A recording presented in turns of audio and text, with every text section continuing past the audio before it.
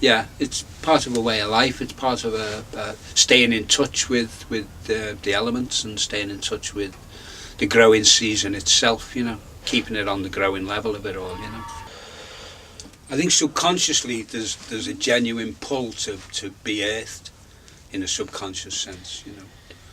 But I think possibly the reasons are so diverse I wouldn't even try to sort of name them.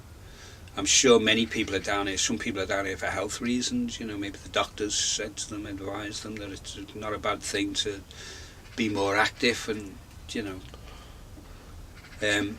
the overall thing is that I think a lot of people are concerned about, well, what's in the food in the shops. I think there's a lot of concern from people from that angle. Plus the price of the food in the shops. It's not going down; it's going up. There's a sense of concern, I think, in a lot of people's world. Underneath what they think they're doing, I think there's a concern in them, which needs pacifying. If they only grow a few things, they get a good feeling off that doing. Other people like the social piece of it. Other people like to, talk and socialise with each other. There's a lot of that goes on during the summer. They come and go. They pop their head up and then a couple of years down the line they dissolve again. They transform themselves into another version of a hierarchical system as such. Generally speaking, they don't last long. People on the committee are voted in. They can always be voted out. The council don't sort of bother the allotment very much. They generally negotiate it through the committee. No, it's pretty democratic in its thing. There are the odd person who tries to sort of rule the roost for a while, but there's too many people. It's too diverse and too many different types of people down here to sort of knock everybody into one direction. The allotment allows for a more functional community because we all ultimately are here for the same thing, and that's we all have a relationship with the earth one way or another. So that keeps it very practical in a sense. As when you go outside the gates, your main concern is how much money you've got in your pocket. And it's a very abstract world out there. It's not all, although it's based in a practical, we don't all have access to that practical side of it. We're all pieces of a large function in it. As when you come into the allotment gates, you've all got a fork and a spade, and you've all got seed packets and seed trays, and you all go about your business as such. And I think that keeps a sense of balance amongst it all. There's a healthy form of competition goes on. It's a healthy form of it. As outside, it's ruthless. It's a ruthless form of competition. It's sort of people just walk all over each other because it's an abstract. People are more abstracted. I'm sure that it has an effect on everybody. I'm sure everybody must take something out with them. Yeah. I'm sure of it. Yeah. I'm sure it's in an overall sense it is contributing to the community in that way. It's given people a sense of relationship on a very simple level.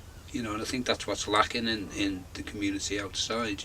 People try to predominate their game over other people, or run it off into a different direction. But because people come and go, and it's seen more in a hobby sense as a thing, then it doesn't seem to stick. It seems to get watered down by other events. Because there's nothing on the allotment to support it. There's nowhere to go other than growing your food, really.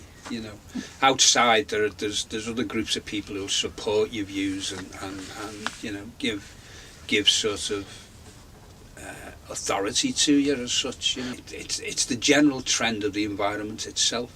The environment outside seems to be structured to support a hierarchical. It's run in that way. Just the sheer fact we have a royal family proves it. It is from the top down. There's no doubt about that. That's the we elect governments, but governments eventually just seem to do what they want to do. we elect parties which just seem to become the same party as what was previously elected. The whole structure outside of the gates is that. In the gates, it is very similar, but because we're all doing such a simple activity, and there's no big, all you can do is grow a bigger cabbage or something. There's nothing to sort of like give you any more. You can have a better shed than somebody else, but that's, you're not there to have the best shed. You're there to grow food.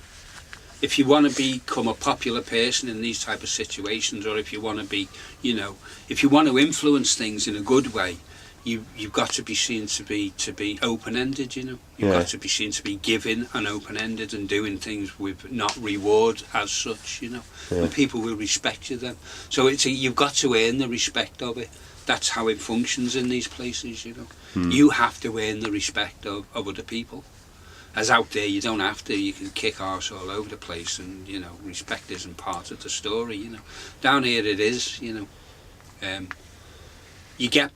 become popular down here by being a person that can be trusted and do things for other people that where you're not gaining financial gain. Where you're doing it because you know that it is required to do, and you've got the skill and you want to pass that skill on to somebody else, or at least do the job for them. So you become you popularise yourself by what you do for other people, basically. So it's very difficult for others to control that. If a person is very popular down here because he freely or she freely does things for people, like the committee can be popular even though they can be not liked, because basically it's voluntary. They probably do get the plots for nothing or something, but it's the job they do. It's worth everything of it. It's to do with what you contribute. You're measured down here by what you contribute. If you don't contribute nothing, well, you're just somebody that wants to get on and be quiet on the plot, and that's fine. But if you want to influence things down here, you've got to be popular, and the only way to get popular is to be seen to be doing things for people,